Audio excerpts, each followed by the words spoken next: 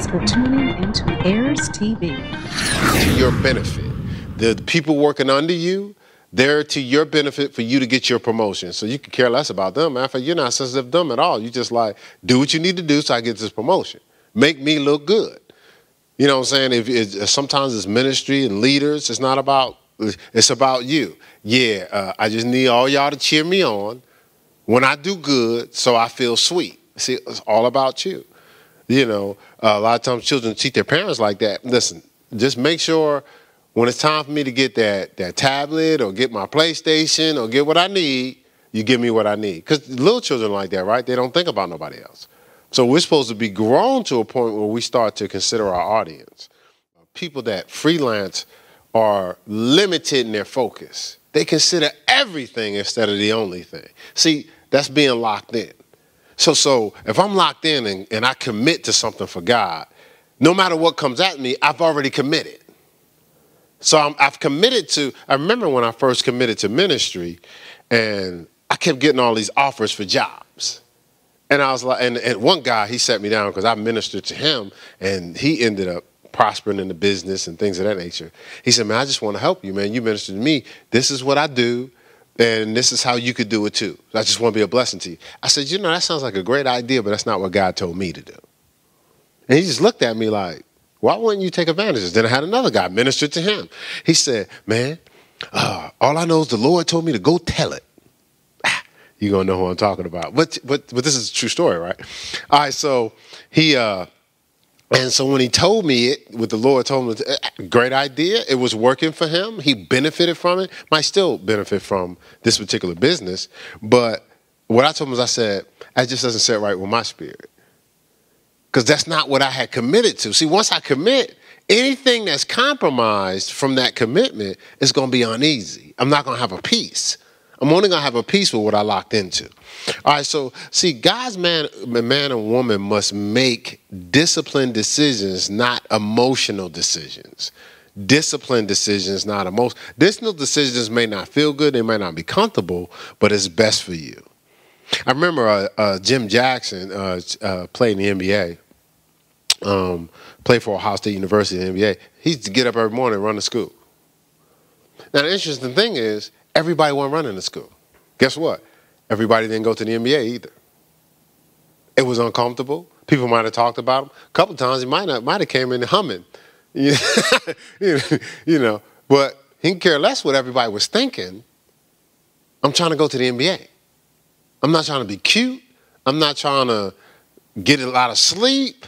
I'm trying to lock in and be committed to what my goal is, what I believe I'm supposed to do. As we're moving towards what we believe for, whether it's our dreams, whether it's what we're purposed to do, don't let the destination distract us from absorbing the journey. A lot of times it's a journey. Something me and my wife was talking about recently, just the whole process of evolving into what we're doing. And actually, I was talking to my sister today, and my sister said, was it my sister? No, it wasn't my sister. I was talking to another man of God, and he said, you know what? What did I say? I said, God, it's in my notes here somewhere, but God is accountable to us. Because he said, man, you know, God is, he said, I'm doing good. He says, God is involved in my life. He said it was challenging, but God's involved. I said, one thing we can rest assured, you can always hold God accountable. And then he said, you know what? It started to trigger the thought in him. He said, man, you're right. He said, because when I think about everything that I live, I was believing for it at a particular time.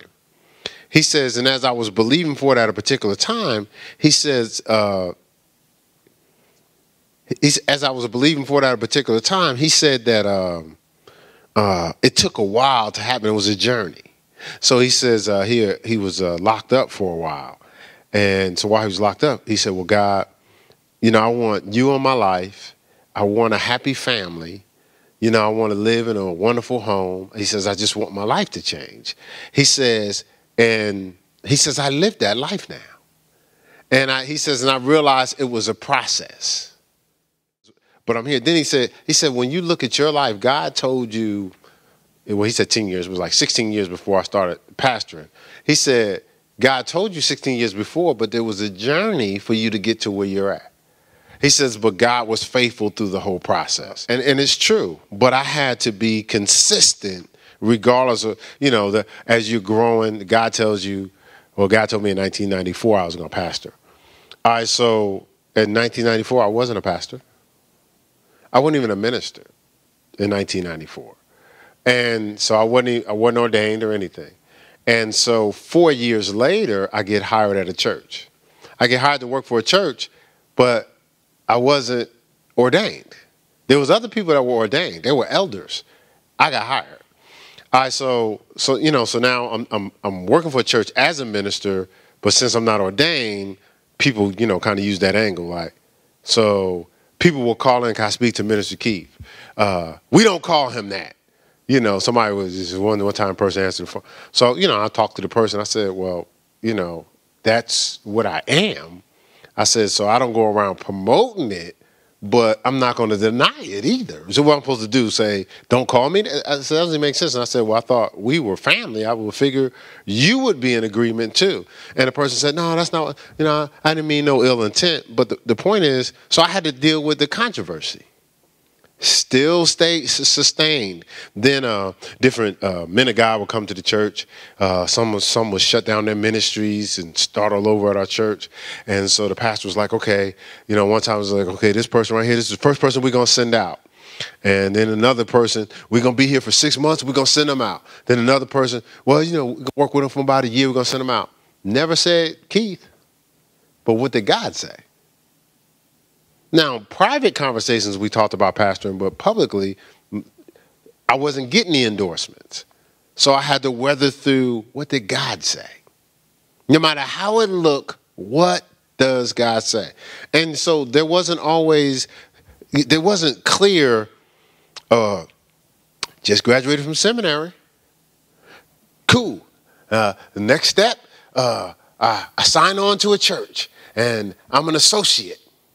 Okay, and the next step, I move up where I'm the lead guy at the church. Next step, we're doing Bible studies in another city just to get me warm, just get me hot. Then now we're going to do crusades, and I'm ministering in those conferences. There wasn't, now the breadcrumbs are probably a lot clearer for people here, but there wasn't as clear. But guess what? I still had to sustain my commitment regardless of how it looked.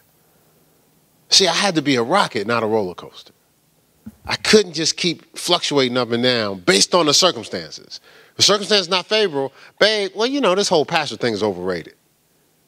What I want to do is, start a business, So now every week I come with another business. One thing you could say, sweetheart, we ain't had like 17 or 20 different, I didn't have 17 to 20 different business ideas. Let's correct that, right? I mean, I was locked in, and I stayed locked in, regardless of how it looked. And it wasn't always looking pretty, All right, so see, I learned this a long time ago. The secret of success in life is for a man to be ready when his time comes. So to be successful, and I emphasize, I don't talk about success a lot. I talk about fulfillment. But let's talk about success. To be successful, all you have to do is be ready when your time comes. Whether you're Andre Iguodala or Stephen Curry. Of course, I was rooting for Golden State to win that. But anyway, but you have to be ready when your time comes. Okay, but guess what? The secret of fulfillment is to stay ready at all times. One is I'm ready for a time. The other one is I'm ready all the time. See, remember the Matthew 25, the virgins, so they had to keep their lamps lit when the master came. Some of them kept their lamps lit, so they were rockets. They kept themselves fueled and consistent. Well, some of them was roller coasters, freelancing. Might have it lit, might not. He might come, might not come. If he comes, he comes. If he doesn't, he doesn't. See, again, not sensitive to the audience, not sensitive to the environment. They committed to something, but they wasn't consistent. So when the master came, they had to go get their own. They had to go get some oil. Right? See, that's the difference again between a roller coaster and a rocket. Freelancers miss so many opportunities. Freelancers miss so many opportunities. Their regret has been more welcome in their lives than anything else. Regret is almost their best friend. See, because they roller coaster, up and down, up and down. So you're going to deal with a lot of regrets. Oh, I should have. I could have. Why didn't I? Freelancers are like theorists. You know, they got a lot of theories. You know, and one of the theories that they operate in a lot is, you notice they're always getting it together. This week, they're getting it together. I'm getting it together. I'm about to take this thing to another level. Then, 6 months later, what I'm about to do, the Lord's been really working with getting on me, and I'm about to, I'm going to have to do this thing. The Lord's been getting on me. 5 months later, what I'm doing is, just been a little off, but I'm focused now. I'm handling my business, right? See, that's the freelancer. And then they don't count how many times they've said it. I have a friend here, a friend that I have, and we were talking, and he had committed to do something, and so some time went by, and then I said, and so he was like, the Lord's really been getting on me. I said, could I like say something to you respectfully? And he says, yeah, sure, no problem. I said, you realize you've been saying that for the last 2 years? And the person said, not. Oh my God, has it been that long? I said, yeah. So then the person came out to visit. Then they came out to visit again. And then, of course, now they're here. They're not in the building, but they're here. But it was based on that conversation. But they had just been saying it. They decided to get locked in. And that's what we need to do. Again, we want to be rockets, not roller coasters. We don't want to keep being up and down. You don't want to.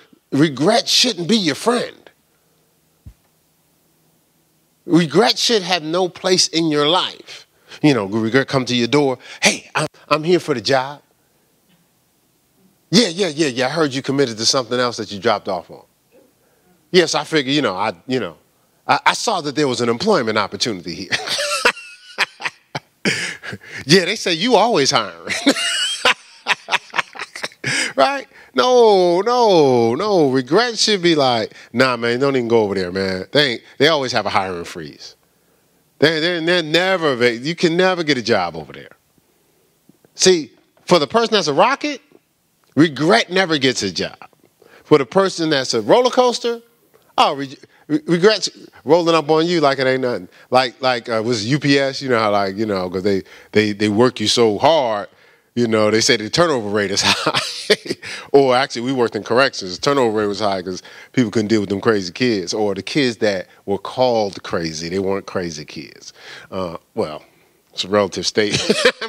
but you know what I'm saying? So it's almost like, the roller coaster person has a high turnover rate. High purpose turnover rate. Like in and out of purpose. In and out of commitment, right? All right, so we want to be committed to not freelance. It's something I heard this great speaker, great motivational speaker, Zig Ziglar say, motivation is not permanent. So what that means is just because you're motivated today, once you sign on to motivation, motivation is almost like a subcontractor.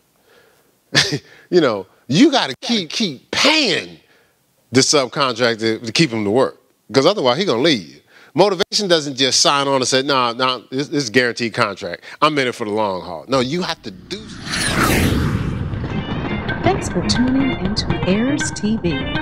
The completion of this video or entire audio can be accessed at our website at www.heirscc.org or on Heirs CCC channel, YouTube, and Heirs Radio via SoundCloud and iTunes. Donations can be given at our website. Thank you. Remember, at Heirs, we believe we're just what you prayed for.